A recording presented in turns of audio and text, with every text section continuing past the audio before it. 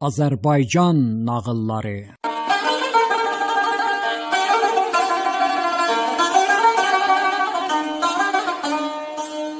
Qul buradan durub özünü birbaşa evə çatdırdı. Xanım təşviş içindeydi.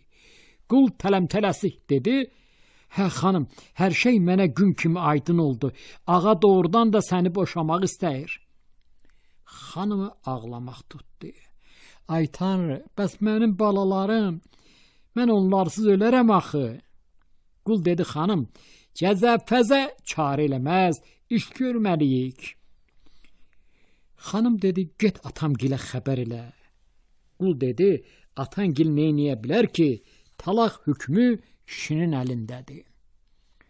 Xanım çarəsiz dedi: "Bəs mən neyniyə bilərəm?" Qul dedi: "Qoy gedim qonşuya bir cadugər gəlib bu yaxınlarda, o taydan. Gedim ona bir rəml atdırım."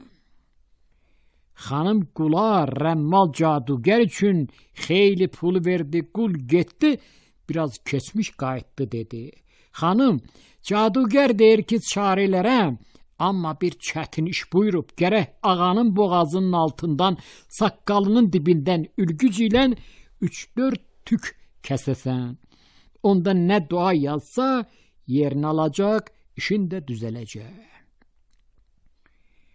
Qul xanıma bir iti ülgüc verdi. Özü də buradan birbaşa tükana ağasının yanına gəldi. "Ağa, hər şeyi dürüst öyrəndim. Qərar qoyublar ki, sən günortadan sonra dincələndə xanım boğazını ülgüc ilə kəsəcəkdir." Day ağanın səbri tükəndi. Heç bir iş görə bilmədi. Tez durub dükandan evə gəldi. Subutu xanımın əlində tutub onu yerindəcə öldürməyi öz-özünə söz vermişdi. Evə girdikdə gördü ki, arvad təşviş içindədir. Onunla əvvəlki kimi danışıb gülmür. Yalandan yorulmuşam deyib paltarlı yatacağı taxtın üstünə uzandı. Xanım da ağanın əzvayişini ayrı cür görüb fikirləşdi. Hə, elə qul deyən düzdür. Ayrı arvad alacaq ki, mənə belə baxır. Allah özü köməyim olsun. Yavaşca ülgücü kəsəcəyi tükləri bükmək üçün kağızı hazırladı. Ərinin yuxuya getməsini gözlədi. Bu yandan da kişi də işin əslini öyrənmək üçün yanına bir xəncər qoydu. Özünü yalandan yuxuya vurub xoruldamağa başladı. Onda gördü ki, arvad xorultu həniri alıb yavaş-yavaş barmaqlarının ucunda otağa girdi. Ehtiyatından nəfəs də almırdı. Pəncələr üstündə ərinin taxtına yaxınlaşdı. Ülgücü açıb əlini kişinin boğazına uzadanda kişi cəld yerindən sıçrayıb durdu. "Hə, çəpəl, məni öldürmək istəyirsən?" Arvadın qorxudan dili tutuldu. Bir söz deyə bilmədi. Kişi onun xəyanətinə əmin oldu. Biləyindən tutub yerə yıxdı, xəncəri qarnına soxub öldürdü. Qul bütün bunları pəncərədən görürdü. Arvad canını təslim eləyən kimi qul cəld özünü Şamlı qəbiləsinin başçısına yetirdi. "Nə durmusan? Rumlu kürəkən qızını öldürdü." Şamlılar öz qəbilə başçılarının qızının qanını almaq üçün hərə əlinə gələn kərəntini, qılıncı, xəncəri qapıb atanın dalınca yola düşdülər. O yandan qul özünü Rumlulara yetirdi. Qəbilə başçısını görəcəyin ağlaya-ağlaya dedi: "Nə durmusan? Şamlılar sənin oğlunu öldürməyə gedirlər."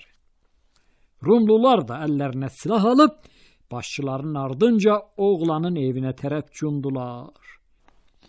İki qəbilənin gözləri qızmış cavanları qanqan deyə-deyə bir-birini heç nə soruşub bilmədən qırmağa başladılar.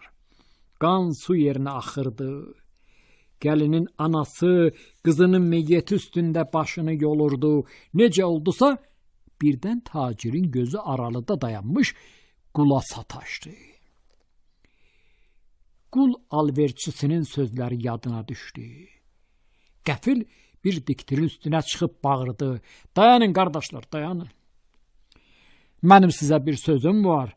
Onu eşidin, sonra da nə bilirsiniz mənə edin, çünki günahkar mənəm. Hamı əlini vır-yıxdan çəkib qulaq asmağa başladı. Tacir qulun yaxasından tutub yuxarı çıxartdı. Dik gözlərinin içinə baxıb gördü ki, qul gözlərini ondan gizləyir. Düzünü de, deyib əmr elədi. Qul ona yalan satdığını boynuna alanda, tacir üzünü hər iki qəbilədən sağ qalanlara tutub, hadisəni mən sizə nağıl eləyən kimi onlara danışdı. Sonra dedi, qul tacirim mənə demişdi ki, bu qul ildə bir yalan danışır, amma mən yadımdan çıxartmışdım. Ata-babalar deyiblər ki, 4 şeyin kiçiyi olmaz. Borcun, yanğının, xəstəliyin, düşmənin. Mən ona yalanı da əlavə edirəm. Yalan da elə düşməndir. Onun da böyük kiçiyi yoxdur. Mənim həmvətənlərim, mən bu yalançının cəzasını belə verirəm. Tacir bunu deyib, qulu xəncərlə həlak elədi.